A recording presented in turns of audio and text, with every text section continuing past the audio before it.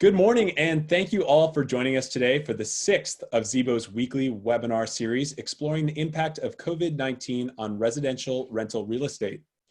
Zebo is a modern financial services company providing independent landlords key services, including loans and a payments platform that helps landlords provide flexibility to their tenants to pay by credit, debit, and ACH. You can find out more about Zebo after this at zebo.co. I'm Ian Cameron. I'll introduce our panelists and help field some of the questions. During our discussion, please submit your questions by clicking the Q&A icon at the bottom of your screen, and we'll answer as many as possible in the Q&A session after the panelist discussion. First, I'd like to introduce our guest today, Greg Dickerson. Greg is a serial entrepreneur, real estate developer, coach, and mentor. He has bought, developed, and sold over $250 million in real estate, built and renovated hundreds of custom homes and commercial buildings, developed residential and mixed-use subdivisions, and started 12 different companies from the ground up. Greg mentors entrepreneurs, real estate investors, and real estate developers all across the country, helping them grow and scale their businesses, raise more capital, and do bigger deals. Greg's current clients have over $2 billion in assets under management and deals in process.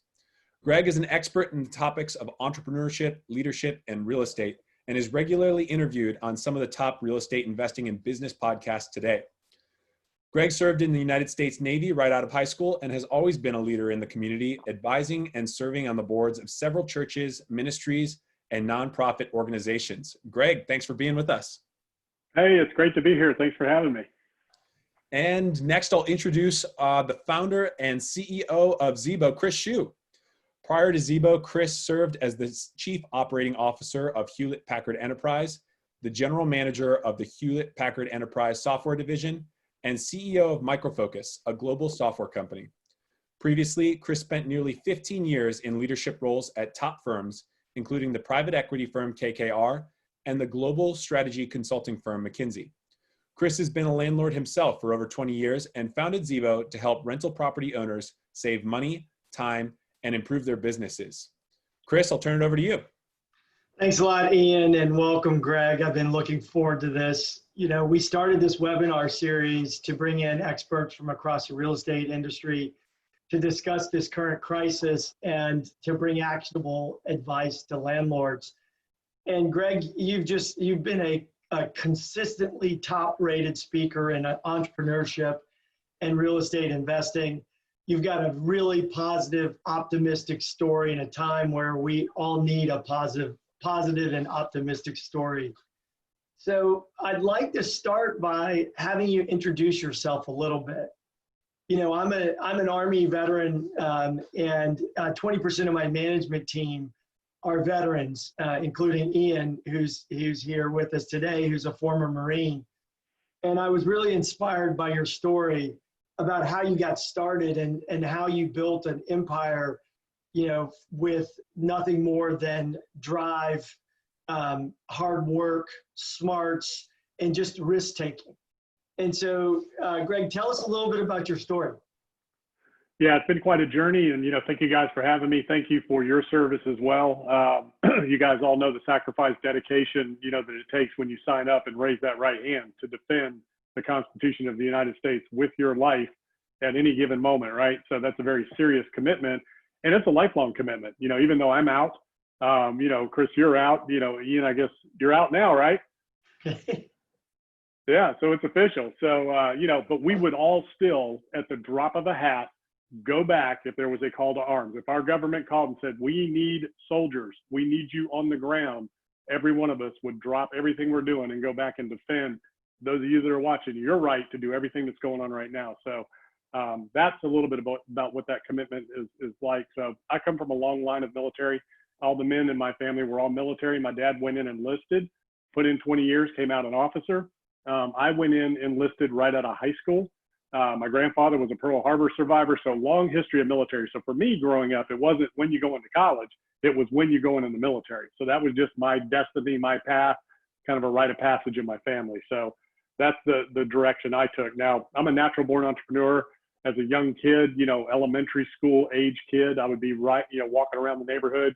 I'd take my lawnmower and gas can with me, and if your grass was long, you'd get a door knock from me. whether you knew me or not. And I would knock on your door. Hey, Chris, my name's Greg. I live down the street. Your grass looks like it needs cutting, man. I need to make some money. Would you, hire me to cut your grass? And here I am, this little kid. I had hair back then. It was blonde when I was younger, brown eyes. And I'd be smiling going, man, I need to make some money. What are you going to do? $20, right? You're going to hire me. So I used, my good looks as a child and my big smile. And man, I was making $100 a week. This is back in the 70s, cutting grass, raking yards in the winter and washing cars, whatever it took. But I was making about $100 a week at that age. And then my dad, who wanted to teach me the lessons of an entrepreneur and the cost of doing business, would charge me for using his lawnmower and gas. And he would take a percentage of everything I earned, as overhead. That's great. So I learned real young the cost of doing business. So very fortunate. I was wired very young to knock on doors, cold call, and get out there and sell. I learned you had to make a sale to make something happen. Nothing happens without a sale. So I learned that very early. And then, went through high school. I wasn't a great student. I struggled in high school. I'm just not a good learner in that environment. Wasn't interested in it. I always wanted to just get out, carve my own path, have my own business. That's just what I always wanted to do. So after high school, I went in the Navy. Right out of high school, did 4 years. I did retail in the Navy, so I got some business training in the Navy. We took care of the ship stores, vending machines, barbershops, laundry, things like that. Supply division. So that was a good experience. And what you learn in the military is discipline, systems, standard operating procedures, things like that, and leadership. Right? You have a chain of command, and it's all about systems, processes, leadership, redundancy, things like that. So that transfers well, believe it or not, in the corporate world, which a lot of people don't think it does, but those qualities do, regardless of your billet, regardless, even if you were a gunner's mate, right, or just an infantry soldier, you still had those other qualities that transfer very well into the business world, especially the world of an entrepreneur who is a leader. Fast forward, I get out, and after the Navy, only 2 things I've done in my life are restaurants and construction. So, I worked in construction during the day while I was working at restaurants at night. Got into management at a high level in a restaurant organization. I'm a hard worker, fast learner. Didn't learn well in the school environment, but I learned well by doing. I'm a hands-on learner. You show me one time, I'm off. And you never have to ask me again whether or not it's done. So I'm just one of those guys that get it done, make it happen kind of guy. So I'm working in restaurants. I rise up the corporate ladder pretty quick and became a regional director. Had a number of restaurants that I was supervising. At the same time, I had a little construction business on the side, just doing some little things. 1997, I moved to the Outer Banks of North Carolina, which is a little barrier island off the coast of North Carolina where the Wright brothers took off, where flight originated. Summer vacation destination area. Pretty much that's all that's going on there is, people go down there and take their summer vacations. So it's a big short-term vacation rental market, multi-million-dollar vacation homes, and, some lower end ones as well. Different price points, but I focused on the multi-million-dollar market after a while. But anyways, moved there in 97 to start restaurants. Instead of doing that, I got into real estate and construction. Started as a handyman remodeling contractor in 97, 98.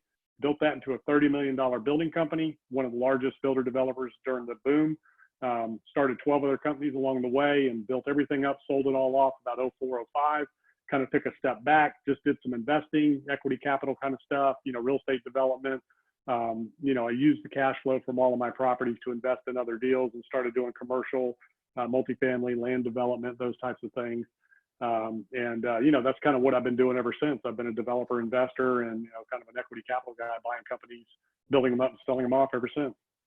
Well, Greg, that's an amazing story. I mean, like if you think about it, and you didn't say this, but I know this from talking to you earlier, but you didn't even finish high school. You basically finished early, took your equivalency test and went straight into the Navy. So, from that to like building this amazing history and portfolio, what were the common themes that you think that made you successful along the way? And what were some of the biggest mistakes you made that, we could all learn from? Yeah. So GED. So I took my GED so I could leave high school early to join the military and then move on from there. So I'm not a good formal educational learner, but I am very self-educated. So one of the most important things I did, and I learned along the way, was to pour into myself. So I've never been one of these guys that back when it was, the cassette Walkman, I didn't have music when I was out exercising and doing stuff. I was pumping personal and professional development stuff into my head constantly. you know, technical stuff from real estate investing, business, things like that, leadership, you know, just anything and everything I could get my hands on, business, personal, professional development. So if I'm in the library, a bookstore, or a music store, I'm buying that stuff, nothing else, right? Every book that I have, it's never been a novel, recreational. It's always been business, personal, professional development in some way that I've read, and then the faith-based stuff as well. So that's number one, educating myself. So I'm very self-educated, and I am now. So I've spent hundreds of thousands of dollars on my education with books, tapes, seminars, mentorships, things like that. So, and I continue to do that now, and I'm constantly reading, constantly listening, constantly learning stuff. So, you know, I like to listen to music now and then when I'm driving, but there are no songs on my iPhone. Never have been, never will be. It's all, you know, business stuff, all my podcasts and all that. If you were writing your story for other people to listen to, what would be those key themes of success that you would want them to learn from you? Well, number one, hard work. So I'm a hard worker. So I am not afraid to work and do whatever it takes morally, legally, ethically to be successful. And that's the biggest thing. You have to want it. You have to be willing to sacrifice.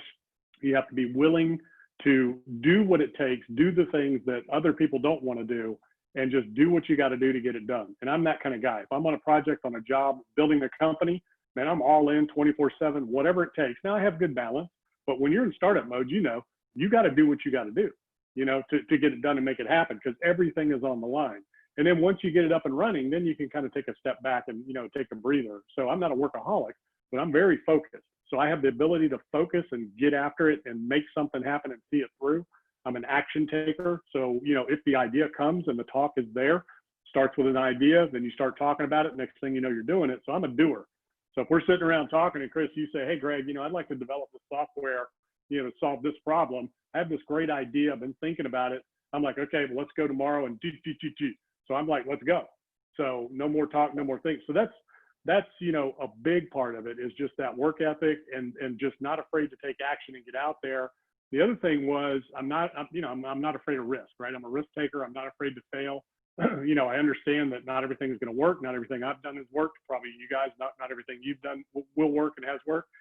So I don't worry about that. I just get after it. I look at the big picture. I keep that big vision, end result in mind, and I figure out as I go.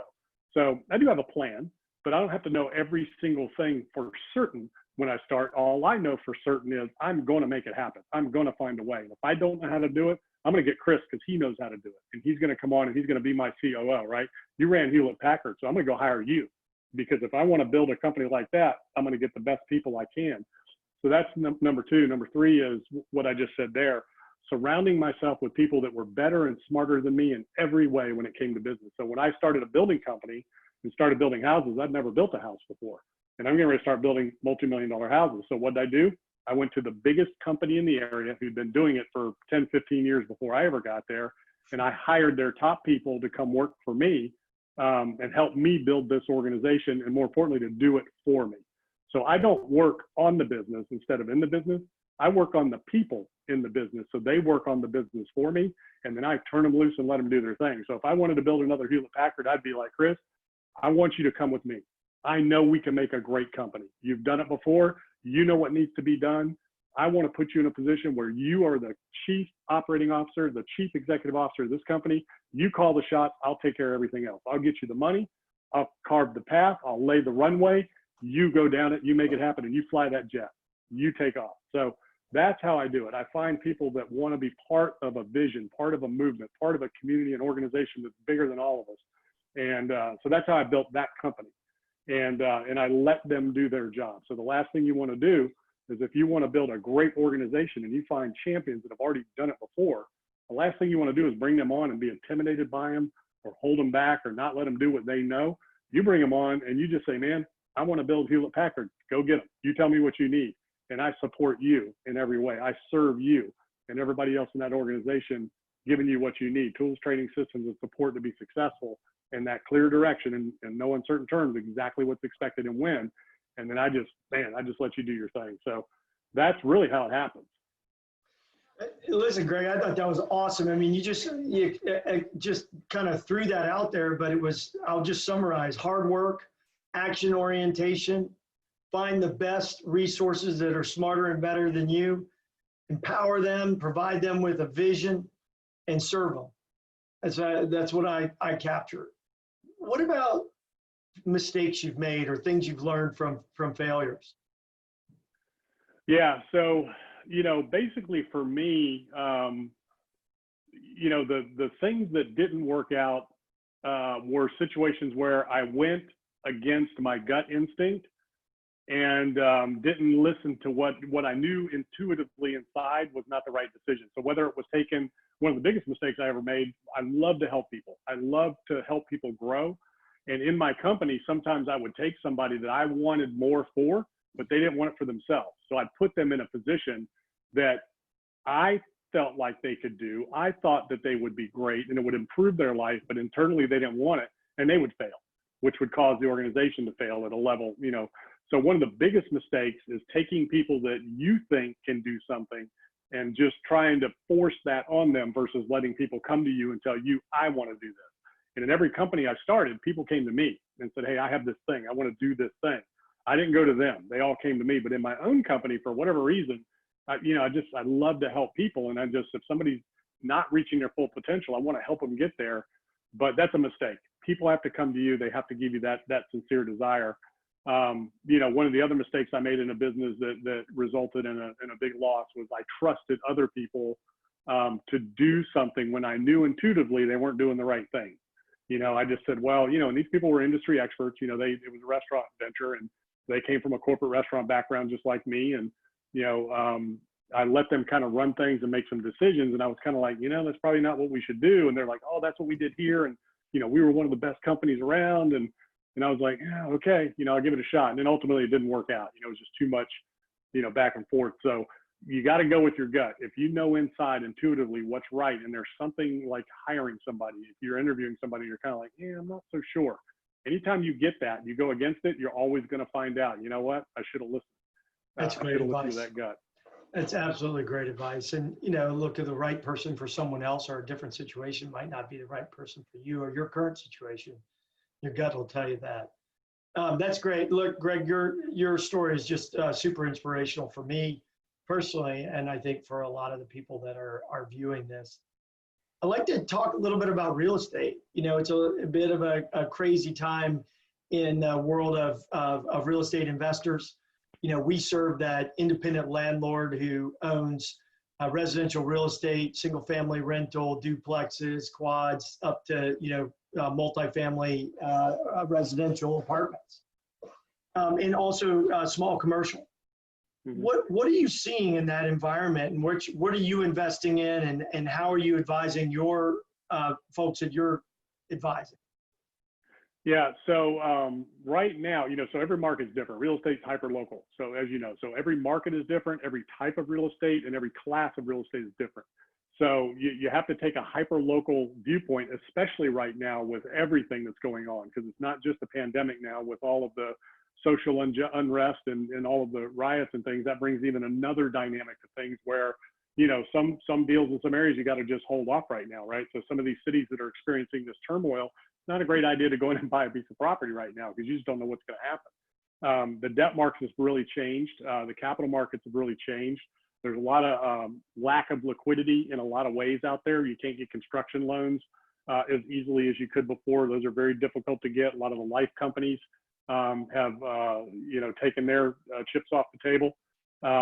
Freddie and Fannie are pretty much the only game in town now, and then HUD, still doing multifamily construction loans. So those issues are affecting a lot of decisions right now. So my advice, to a lot of people is we really don't know where things are going. We don't know if we're going to get another flare up of the coronavirus, if that's going to come back anytime soon or in the fall. We don't know what that's going to do. And then if it does, what's the result on the economy? Are we going to, the president said he's not going to lock down again. I know a lot of governors say they're not going to lock down, but people will. People start getting sick, they're going to just stay home. So there will be a real effect on the economy there.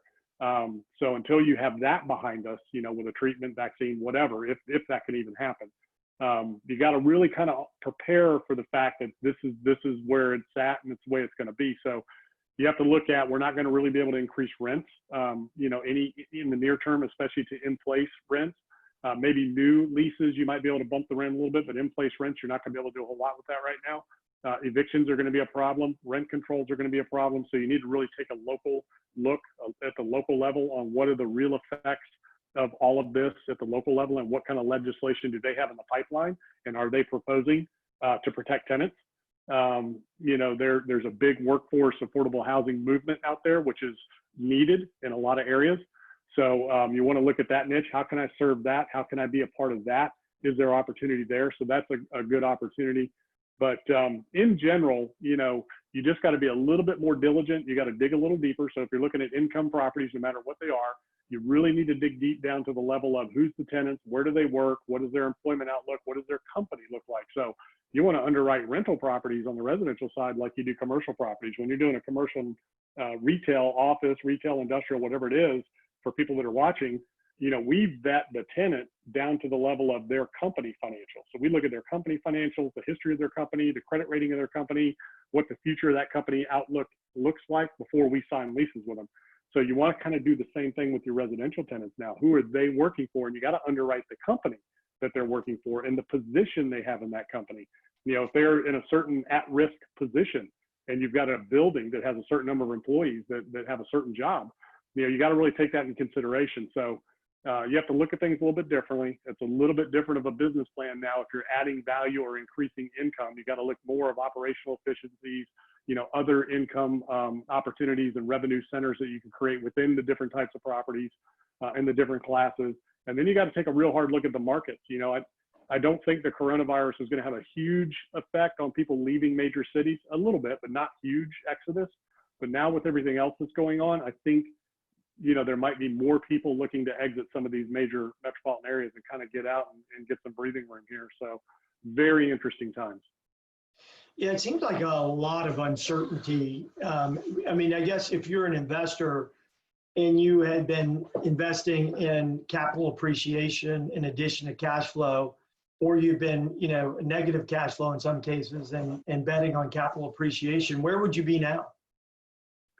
Yeah, so yeah, a lot of people are in some difficult situations. Surprisingly, across the country, with everybody I'm dealing with and everybody I know, most everybody is doing well from a rent collection standpoint in the residential space. That's in the residential space. Now, you know, retail, hospitality, office, that's, you know, those markets are just taking a beating right now and are very, very, you know, troubled markets. You know, a lot of properties there that are going to be in some difficult waters here moving forward, and who knows what the landscape's going to look like there. But there's going to be redevelopment opportunities. So you take some of these hotels, turn them into, you know, micro apartments, right? Or turn them into senior living or something like that. So that's a great niche for hotels, especially these two-story hotels that have exterior entries. Those make great garden style apartments, you know, smaller niche apartments in different areas. You can get really good multiples on those, and you can get really fantastic cap rates. So that's where you can get a lot of margin right now. You know, the bigger multi-story hotels make great senior living facilities that you can turn those into, you know, whatever, assisted, non-assisted, just general, you know, age-restricted type facilities. There was a movement of seniors moving into hotels and living that way before this all started anyways. So that's a neat niche to kind of look at, micro senior living type arrangements. You know, office buildings are getting converted into multifamily. Those make better traditional multifamilies in some areas, especially urban markets with big high rises.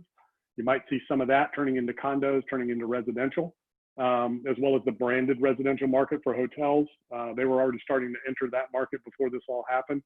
And then the hotel market, you know, there's still going to be opportunity there, but you really need to know what you're doing. You got to have some deep pockets, some good financing, and you got to have a long-term outlook. So no matter what you're doing, residential or commercial, multifamily, hospitality, retail, whatever it is, then you got to underwrite with a 10-year to 15-year outlook right now, because you just don't know where things are going to be. And the economy in and of itself, we're 18 to 24 months before we get any kind of real significant recovery there. I mean, we're going to come back a little bit here as people start to get out, if they can stay out, but any real significant, meaningful recovery, you're 18 to 24 months minimum.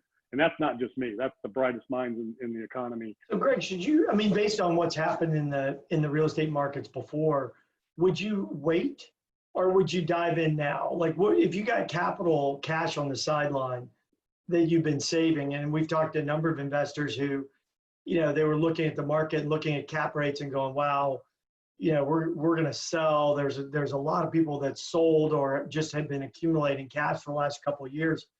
Would you wait or would you dive in now?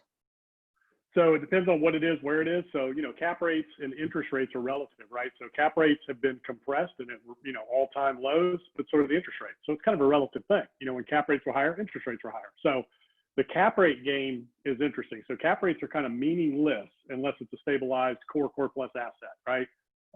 If you're looking at, a value add or something that has upside opportunity, the cap rate going in doesn't really affect anything. It's the exit cap that you're really looking at. But what you really want to look at now is you want to look at this portfolio game. Okay. So at the higher levels, you want to look at an asset aggregation play. Okay. So there may not be a whole lot of upside potentially, but the value add upside is in collecting assets so that you can facilitate a bigger transaction for a bigger investor down the road. Take a fragmented market, pool those assets together, roll them up, and create a opportunity for a fund to come buy that. So you could pool together 100 houses. That makes a great portfolio for some of these companies that are looking for single family rentals. You could pool together 20, 30, 50 unit buildings. There's equity funds that target those types of things. You could pool together 200 to 500 unit buildings, class A, B. There's equity funds and institutional investors that look for those types of things. So, you got to look at it in a different way. Your value add moving forward may not necessarily be an increasing income, although you might be able to through operational efficiencies, revenue centers, whatever. But if you look at it from that standpoint and say, well, what's the big value add now, like a development? You build ground up, you get it leased up and you sell it. There's a lot of margin there. So asset aggregation, pooling, fragmented property, self-storage is a big, industry where that's happening, where institutional investors are going in and kind of doing that. They're buying up and rolling up self-storage units so that these other bigger funds, have a transaction that they can facilitate, because they have to move hundreds of millions to, even $1 billion, right? So that's a great value add play there where you can have some real margin. It's a great idea. I mean, I haven't thought about it. What you're saying is, you got to dig deep on an individual property, but you got to think about it as a portfolio and creating a portfolio that you could potentially exit to somebody who's looking to put bigger pools of capital to work more efficiently. Especially even in single family, there's a lot of funds that are doing for rent subdivisions. So developing subdivisions ground up just for rentals. And then, there are still funds out there that are buying, random, single family homes. Now you got to research them and understand what they're looking for. So then you go collect those assets, put them together so that you can sell them 200, 300, 400, 500, 1,000 homes at one time, because that's what they're looking to buy. What would you avoid? Like, what areas would you just absolutely avoid? Like, it's one of those things where you don't want to catch a falling knife. It's hard to catch a falling knife even with gloves. Yeah. Hotels, unless it's the right price. Okay. So, I listened to the CEO of Marriott this morning on CNBC. I mean, they're, still 80% off on revenues, right? And he doesn't see any real recovery anytime soon. So hotels at the right price, but you're not going to get them at the right price. Nobody's going to sell a hotel for 20 cents on the dollar. It's just not going to happen. So unless they're maybe hugely distressed. Yeah, but there's, right now they're just not going to do that, because that would put so much stress on the banks. So the last thing anybody wants is a black eye on their books. Nobody wants non-performing notes or assets on their books. So they're going to be hesitant to start that process, because that starts affecting their ability to borrow and to leverage, and their balance sheet starts looking pretty bad because they got to move those things. So there's a lot there in the next year. I don't think you're going to see any real distress in the CMBS markets this year. Next year is when we're going to see some of that pain start to work through, because you've got the shopping malls, you've got the hotels, and you've got office and retail. There's some serious issues out there right now. And what will more than likely happen, because what we've seen is the Fed and Treasury are going to step into that CMBS market somehow and re-stabilize that debt. So that's probably what's going to happen with a lot of that stuff. So I guess just to summarize, you probably wait in anything related to retail, hospitality, the areas that are getting hit really hard, because we haven't yet seen the real stress. Yeah, unless it's a really good deal, and your business plan will work. So, but if you take that in the conversation of the business plan we just talked about, so if you can go out and buy 20 hotels at 50%, and you can hold and get through this, so that when it does come back, well, you've got a huge value add there. But it's gotta make sense, but you don't go out and buy something now, based on, okay, in 6 months, we're going to be back at 70% of the revenues we were at. You just can't do that. You have to get it at the right price that makes sense for now, and then look at your business plan, 5-10 years down the road. What are some indicators that investors should be looking for to determine when is the right time to get back in? So the easiest thing to watch and the biggest thing to watch, up or down. So the number one thing you really need to know, and we just saw this recently, and I was saying it in 2009, okay, when I went through that, you need to know the top. The number one thing, the most important thing to know is the top. That's way more important than the bottom, because if you don't get out at the right time, you got nothing, right? So everybody's doing value add, they're doing something to maximize. So, I called the top of the market, early this year. Everybody I knew, I said, go to cash, go to cash. So it's kind of easy to spot the top. I think we're still kind of there in the markets. It's very interesting what's going on there. In real estate, with interest rates where they were and values where they were, I think we've been at a peak for the last year in real estate as well. And, the debt just can't get any cheaper on real estate. I think we're at a bottom from what we've seen. It just isn't going to get any cheaper. And for people out there listening and watching, the Fed rate and the interest rates that you see the Fed dropping have zero to do with mortgage markets. Okay. That's a different market. That's a standalone. They can name their price. Okay. If a lender wants to loan you money, then they'll stack basis points on top of the, whatever rate they're following, whether it's London index or treasuries or whatever they're basing it on. They'll put whatever they want on it. They got to make money. So just because the Fed rate's low doesn't mean that interest rates on loans are low. So you want to watch interest rates. If interest rates start creeping up, the market's going to just come to a screeching halt. So you really want to watch that. And then it's supply and demand, right? So you want to know your market at a very intimate level. What is the supply? What's the supply of new product coming online? What's the supply of units in the market? And, vacancies. What are the rents? Things like that. So interest rates, supply, demand, and population. So net migration. Okay.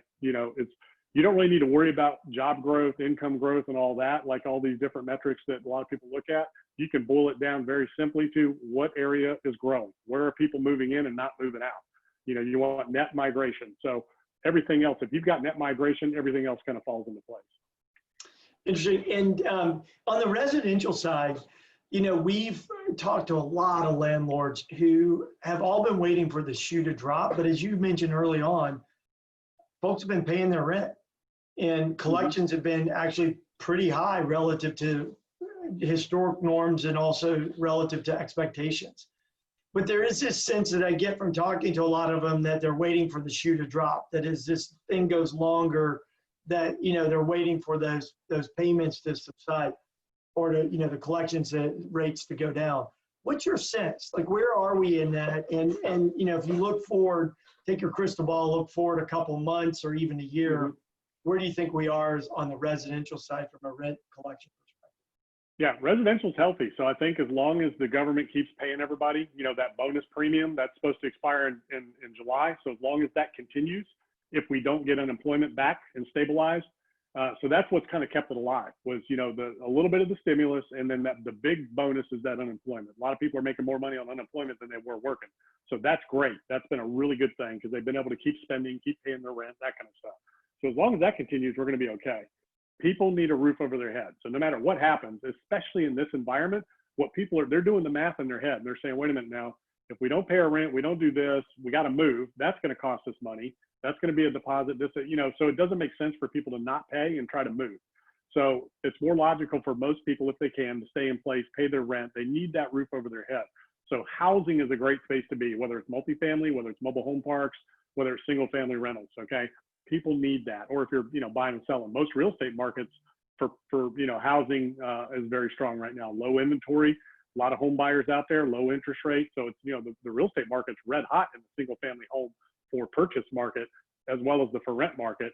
Nicer single family homes for rent is a very hot, in demand product in a lot of areas, executive rental housing for people that just don't want to own for whatever reason. Mobile home parks are doing really well. Those are great assets. You can still get some really good loans on mobile home parks. There's a lot of good debt out there for those. Self-storage has done well. Now, the problem in self-storage right now is they haven't been able to hold auctions.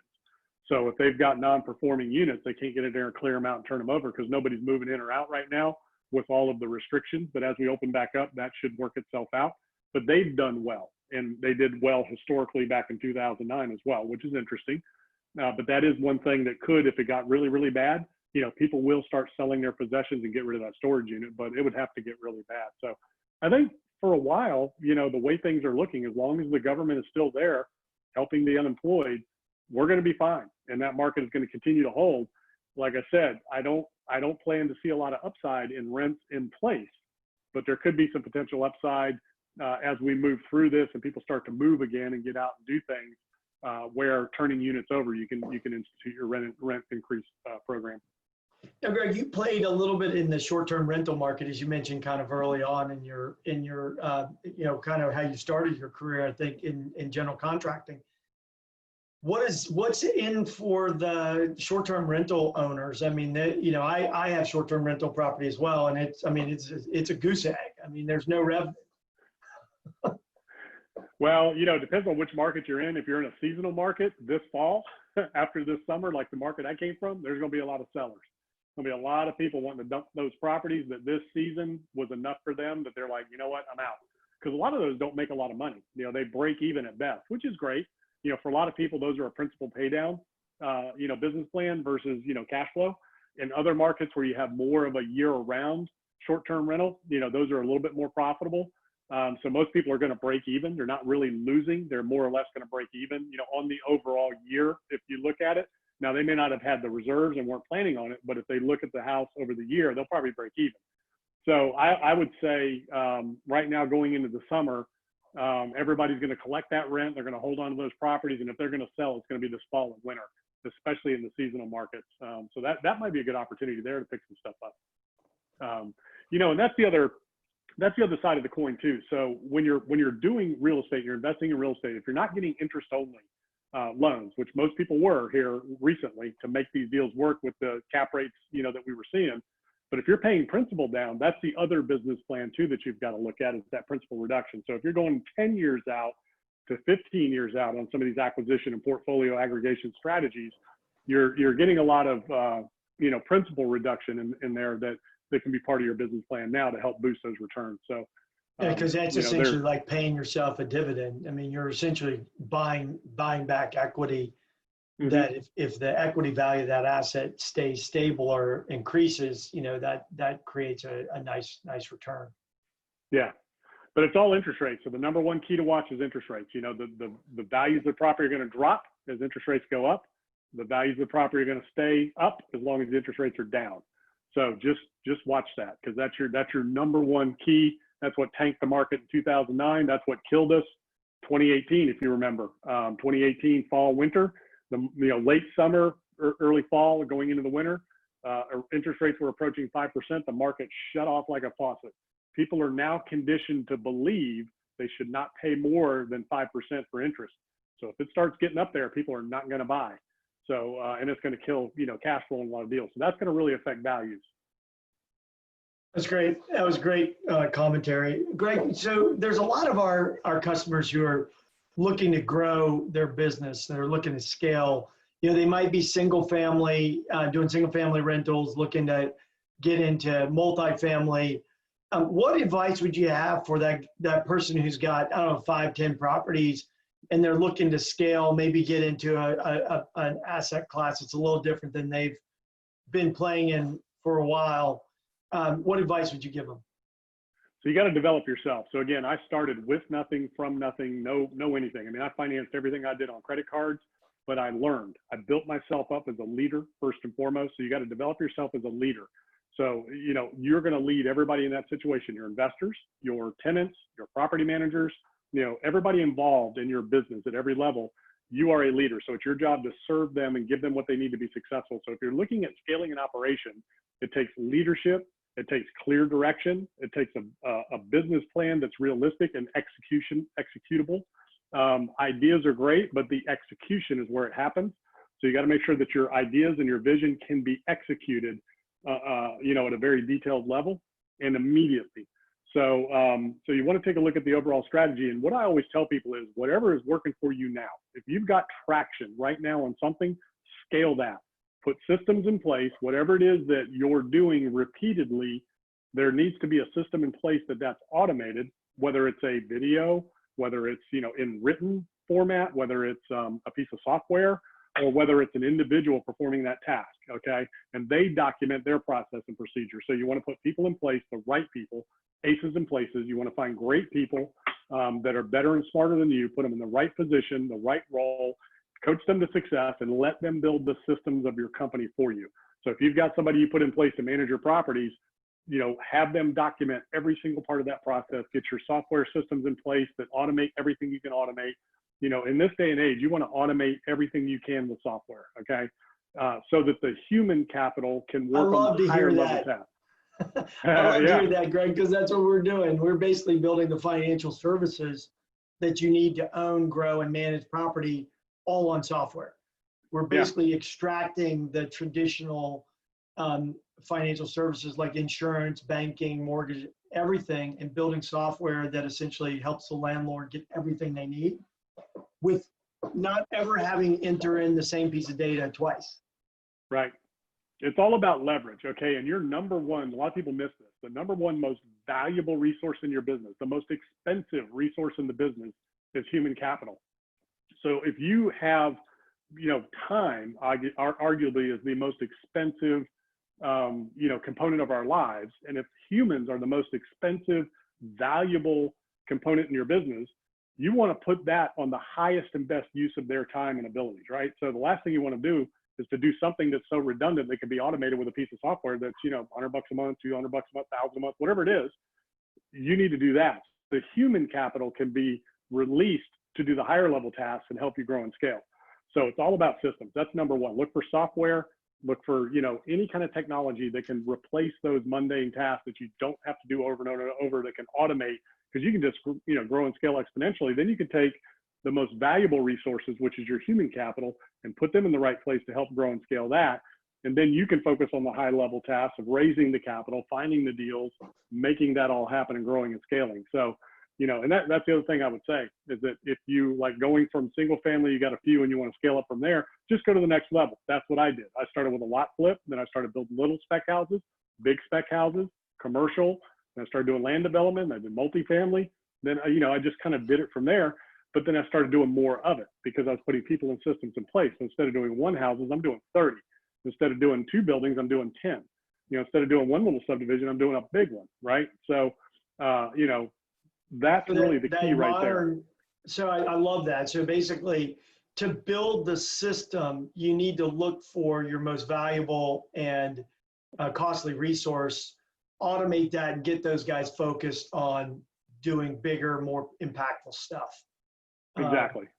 And what about I mean, we have a lot of landlord customers, and we talked to a lot of landlords who said, look, I want to grow, but I want to do it myself. I don't trust other people.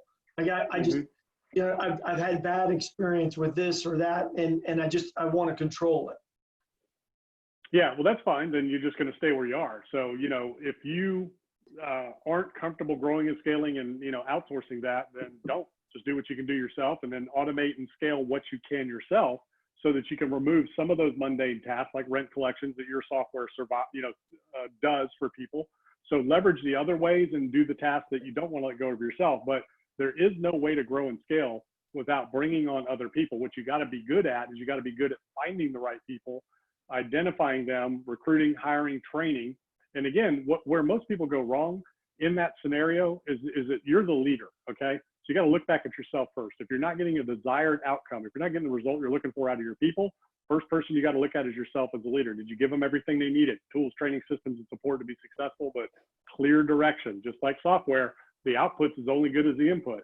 So if you don't give people a clear, defined role and job description of exactly what's expected and when, and then hold them accountable, measure it, track it, and hold it accountable to the goal that was set, then you're never going to get the desired outcome. So, you know, it'd be like sending a bunch of football players on the football field with no game plan, no yardage markers, no end zones, right? What are they going to do? They're running circles. So, you know. Yeah, Greg, so a couple of things you said that I just want to build on. One is, you know, the way you just described how to empower people about in the military, we call it task condition standards. Like you have to tell them exactly what's expected of them, what the conditions for success are or failure, and what the standard of outcomes are that you're trying to drive to. And so I heard that come out in your description of how to empower people. And the other thing you said is if something's failing, you got to look at yourself. And, being in Silicon Valley and as a technology-based software executive, I always say you got to do a leadership selfie. You do a leadership selfie when something's going wrong and you're in charge. You got to look at that selfie because you know the answer to the problem. Yeah. The true mark of a great leader is how well the organization runs without you. So if you've truly done your job, you should be able to walk away at any time, and that organization arguably should run better without you than it does with you there, once you have these systems in place. That doesn't mean, the mantra today, everybody wants to work 2 hours a week and have a 7-figure business. That's just not reality. You still have to keep an eye on your business. You still have to be dialed in unless you turn that over to somebody and you're just totally out and you're an absentee owner. But if you're the leader, if you're the face, man, you got to be all in all the time, and you got to have the right people in the right place with the right direction and the right systems to be able to execute the right processes and procedures in the company. And, the equivalent would be if you've got 5 properties and you want somebody to manage them, it'd be like, hiring somebody and saying, hey, here's all my houses, go manage them. So nobody would ever do that. So instead, you give them a system like Chris's system. Here's the software. Here's how it works. It's got training on everything they need to do. When they walk into that desk, that job every day, you come in the door, you turn on the lights, you sit down at your desk, you look up, okay, what does our collections look like? What are the maintenance issues for the day? Maintenance orders for the day. What's going on? You just check all your KPIs and your metrics first thing. So you want to have a, set system and process for whatever level you're operating at. And I don't manage properties, I use property managers, but they have to have a clearly defined set of tasks, kind of like pre-flight, right? They're just checking off the list every day of what they do. So they know exactly what they need to be doing and exactly what they need to be looking for. And more importantly, exactly what that information means that they're looking for. So if they're looking at, maintenance tickets and orders, there's going to be some things in there that are going to trigger some stuff. So they need to know what that information means. If you're getting multiple calls on a house because of plumbing, was it the plumbing or the people in there, right?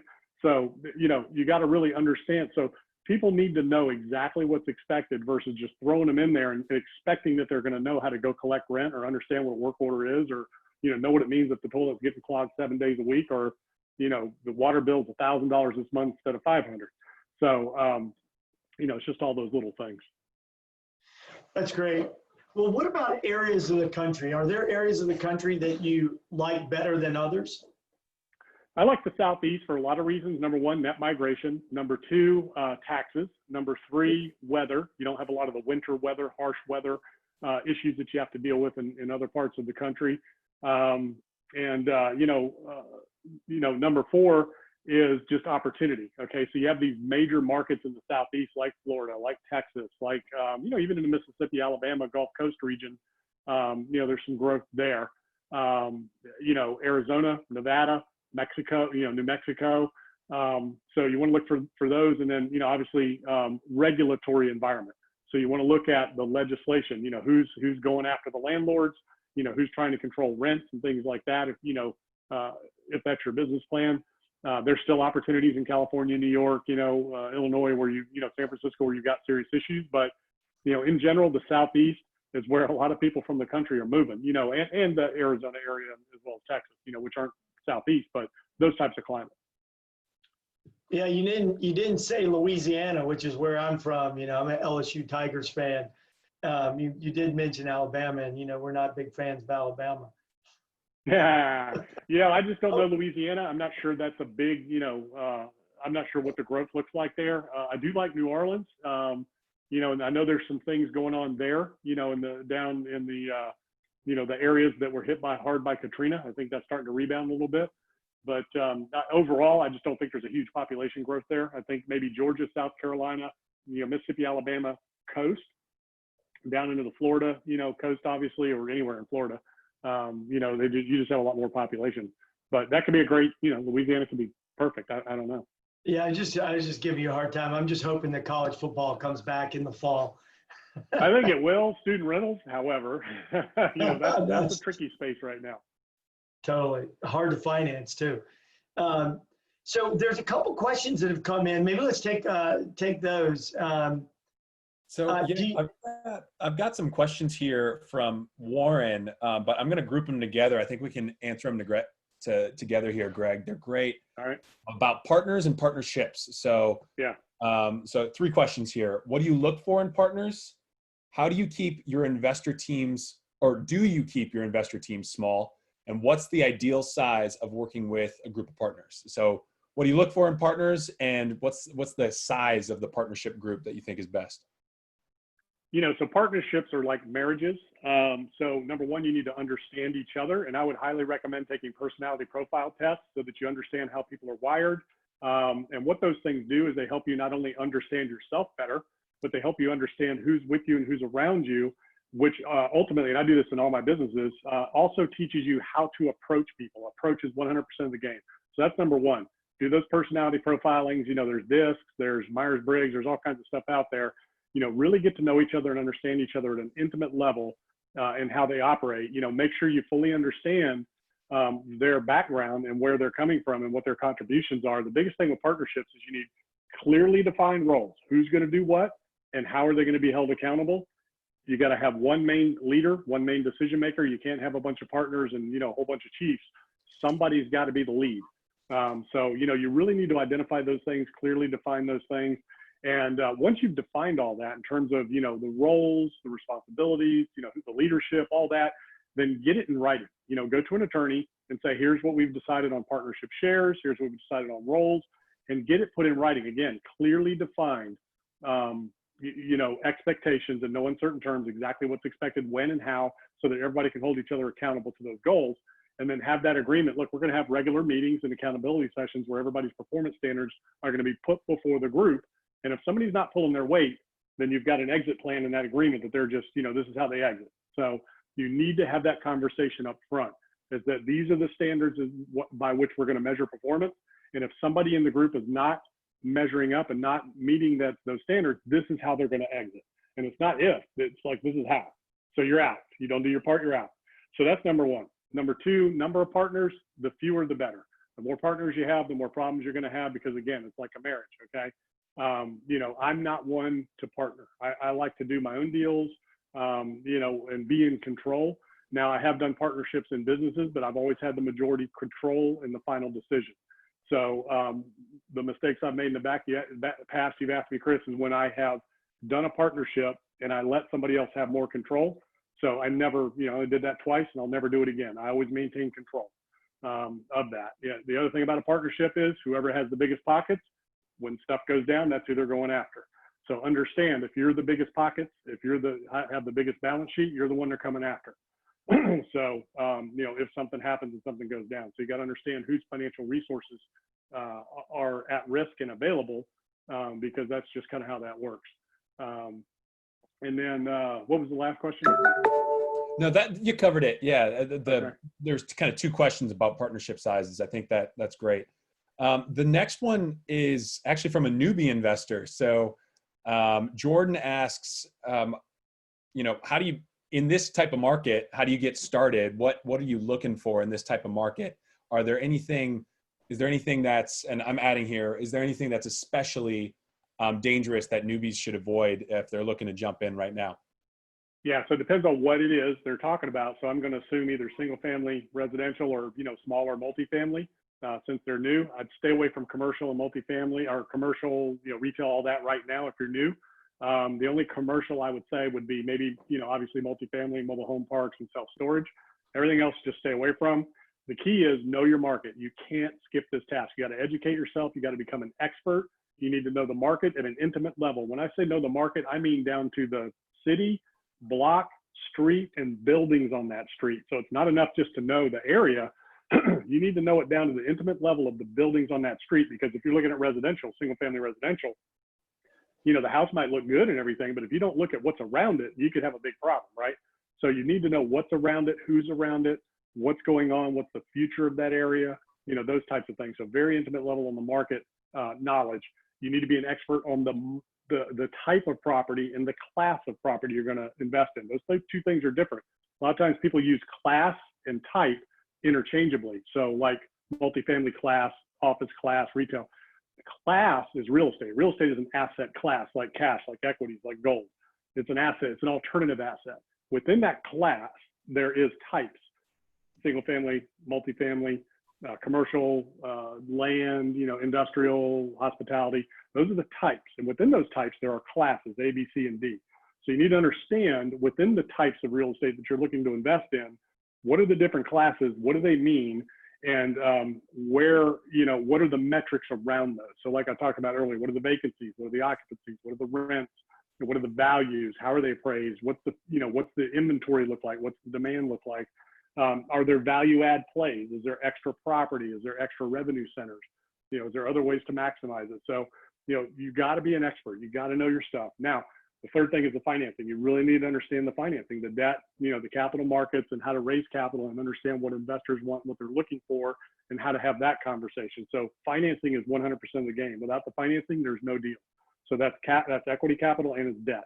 So you need to understand that and be an expert at that. So you got to really fully understand the business and understand the markets and understand how to finance these deals, even creative financing, and just learn all those things and then go do it. And just start where you can. So if it's one house with an owner finance deal because you don't have any money, start there.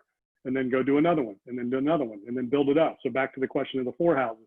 So go from 4 houses and then maybe sell those or refinance them and do a 10 unit, and then go do a 20 unit, and then go do a 50 unit. So what seems big now, once you start where you are at with what you can always grow from there, because what seems hard now is never hard once you've done it. Once you've been there and you've done it, so, that was easy. So go do it again, and then grow and scale it from there. So that's how I would advise any beginner starting out, is to grow your knowledge first, grow yourself and your mindset first and foremost in your knowledge, grow your network of people that can help you accomplish your goal while you're on, providing opportunity and service to them, and then get out there and take action and just do it. Just go do it. Go do a deal. Don't wait. Just go do a deal. Right now is a great time for the right property in the right market if you followed everything I've told you and identify opportunities that way. Yeah, that's great. Well, Greg, I think that's about all the time we have for questions. I love the last point you just made, and it's like the old Nike statement, just do it. The old Nike brand, just get out there and do it. Now, I think that's a great piece of advice for those folks that are trying to learn how to do this. And also, you mentioned earlier, you got to do your diligence, and you got to know the specific building on the specific block, in the specific neighborhood, specific geography, etc. So great points around your background and your story, a great optimism for this group around, you can do it.